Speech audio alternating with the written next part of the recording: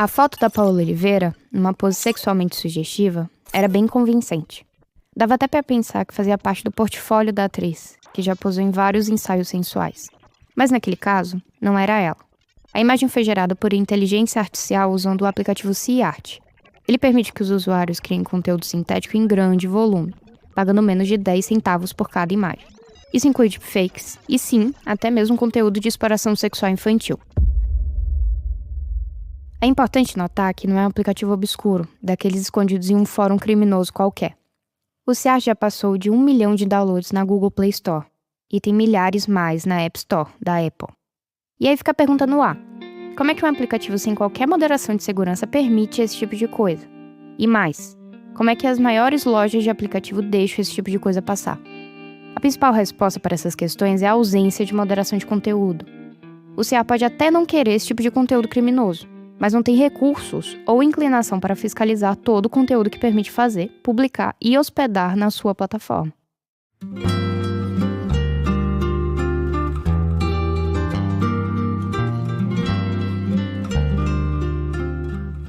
Nesse quarto e último episódio do Núcleo Investiga, eu vou te contar como a moderação de conteúdo no Brasil virou refém da ausência de regulação das plataformas.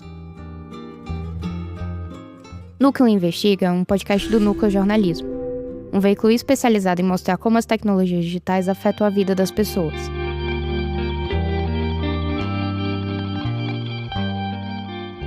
Essa temporada faz parte de um projeto de investigação apoiado pelo Pulitzer Center, chamado O Papel da IA no Abuso Infantil. Meu nome é Sofia Schuri, eu sou jornalista e cubro o avanço da IA generativa desde que esses primeiros produtos começaram a virar notícia.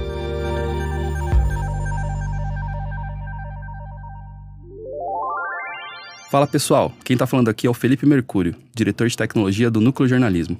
A nossa equipe aqui de tech cria e mantém ferramentas que ajudam o pessoal da redação a investigar o universo das plataformas digitais, principalmente as Big Techs. A principal dessas ferramentas é o Legislatec. Ele monitora documentos públicos, legislações e imprensa. Recentemente, ele ganhou uma versão com inteligência artificial para busca e pesquisa sobre as leis brasileiras, o Legislatec AI. Está liberado e gratuito para acessar em legisla.tech/AI. O tech é com H no final. Um abraço.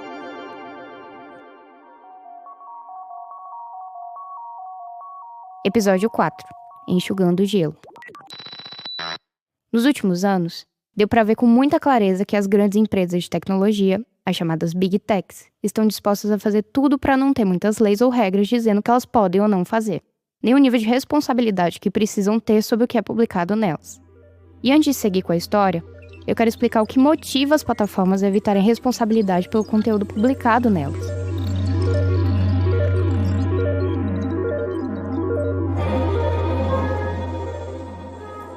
Em primeiro lugar, elas não querem gastar tempo e dinheiro fiscalizando milhões de posts diários.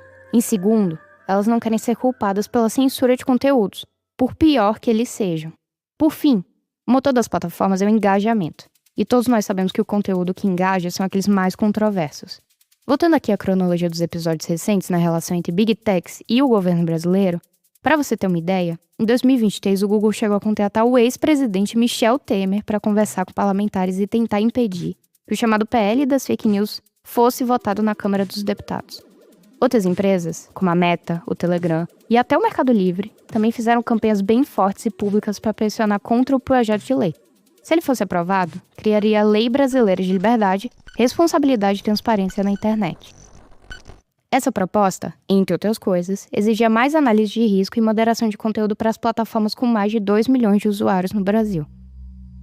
Em abril de 2023, menos de um mês após o atentado em uma creche de Blumenau, em Santa Catarina, que deixou 4 crianças mortas, uma onda de glorificação de ataques escolares e conteúdo violento começou a pipocar no Twitter e no Discord. No fim desse mesmo mês, o PL das fake news ganhou força, e por um momento parecia que ia para votação na Câmara. Momentos como esses se repetiram várias vezes ao longo de um ano, mas o projeto nunca andou de verdade.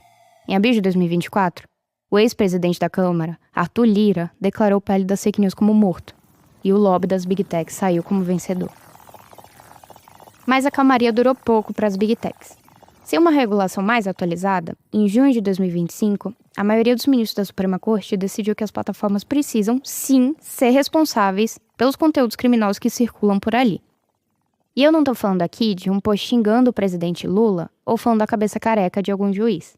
Eu tô falando aqui de conteúdos realmente pesados, como promoção de atos terroristas, instigação ao suicídio, apologia ao racismo e, claro, conteúdo de exploração sexual infantil. As Big Techs não gostaram nada dessa pancada judicial. E toda essa briga serve muito bem para mostrar como essa questão de moderação de conteúdo é complexa aqui no Brasil. E com IA não poderia ser diferente. Se a gente olha para outros países, a regulação é mais avançada. Em março desse ano, os Estados Unidos aprovaram o chamado Take Down Act, uma lei que dá 48 horas para plataformas removerem deepfakes sexuais, incluindo de crianças e adolescentes, sob risco de multa ou até mesmo serem banidas do país. Na União Europeia, já existe um marco regulatório específico para a IA. O Brasil ainda não tem nada similar, pelo menos até julho de 2025, momento da gravação desse episódio.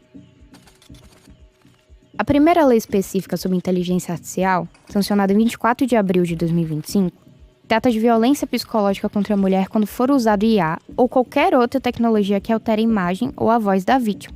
A nova regulamentação aumenta a pena para crimes cometidos nesses casos.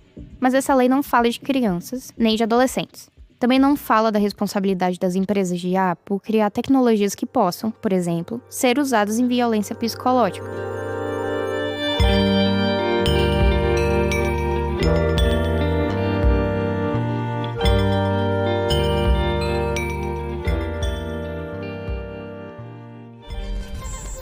Pesquisas por pornografia de IA no Google dispararam nos últimos 3 anos.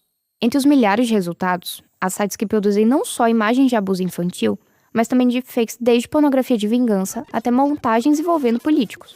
O interesse coincide com o lançamento de novas ferramentas de IA generativa.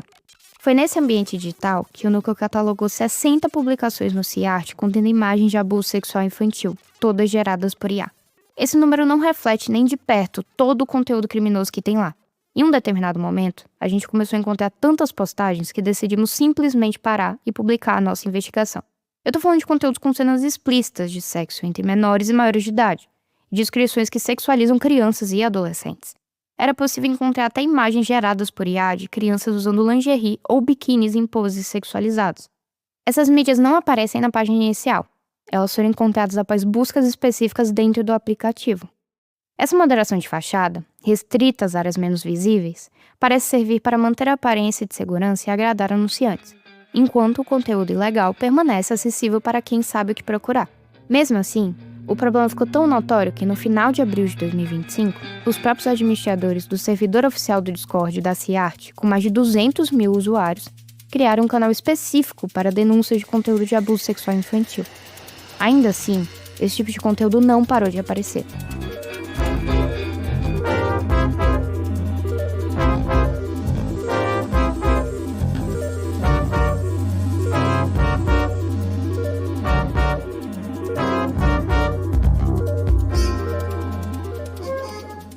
Poucos dias depois que publicamos a nossa investigação, no começo de junho de 2025, o Google removeu o CIART de sua loja de aplicativo, sob a alegação de que não cumpria as regras desses mercados.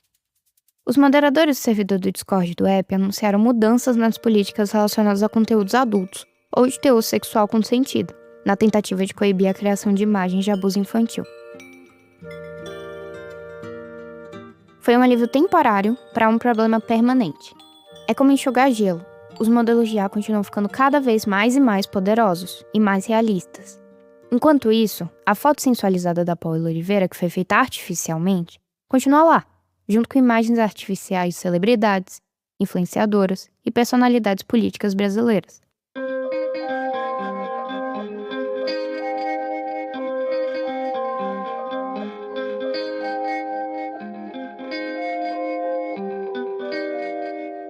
Chegamos ao fim dessa série de 4 episódios.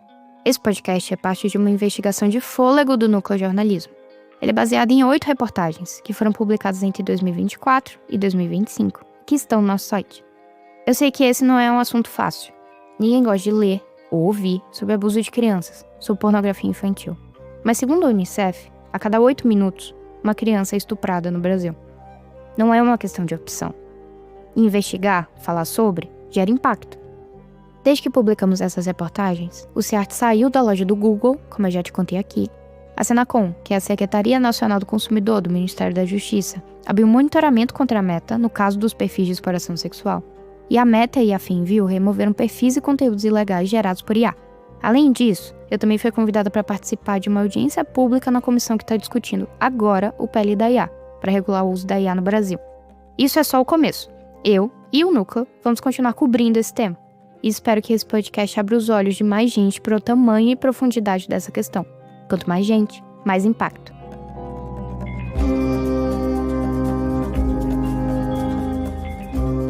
Esse foi o último episódio de Núcleo Investiga, uma série de podcast que faz parte do projeto Papel da IA no Abuso Infantil, com o apoio do Pulitzer Center. Foi liderada por mim e contou com a colaboração de Leonardo Coelho, Tatiana Azevedo, Juliana Grangeia, Michel Gomes, Rodolfo Almeida, Alexandre Eurico e Sérgio Espanholo. A estratégia de distribuição é de Jade Drummond e Milena Giacomini. O roteiro foi feito por mim, por Sérgio Espanholo e por Alexandre Eurico. A produção, gravação e edição de som são da Trovão Mídia. Para acessar reportagens completas, documentos e fontes usadas nesse episódio, acesse nucleo.jor.br/investiga.